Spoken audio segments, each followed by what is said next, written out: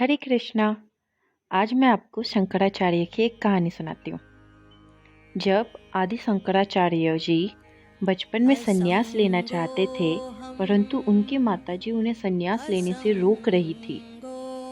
लेकिन माँ की आज्ञा के बिना वह संन्यास धारण नहीं कर सकते थे।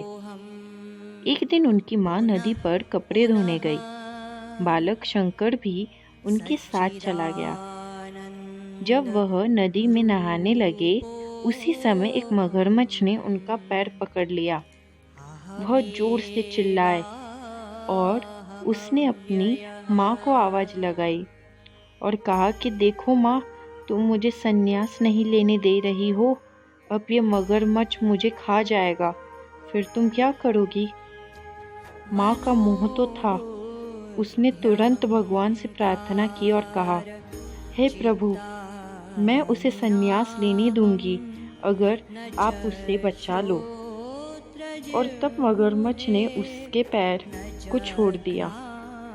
बालक शंकर नदी से बाहर आए और माँ से कहा कि देखो माँ, अब तो आपने भगवान से वादा किया है कि आप मुझे संन्यास लेने देंगी।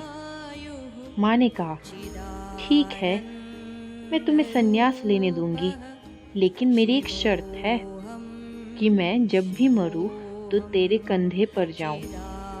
बालक शंकर ने माँ से कहा, ठीक है, जब आपका अंतिम समय आए तो आप सिर्फ मुझे याद करना, मैं पहुंच जाऊंगा।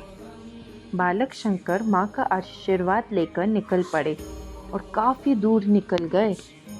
समय बीतता गया और काफ़ी साल बाद एक दिन जब वह अपनी तपस्या में बैठे थे, उन्हें माँ की याद आई और महसूस हुआ जैसे उनका अंतिम समय आ गया है और वह उनको याद कर रही है।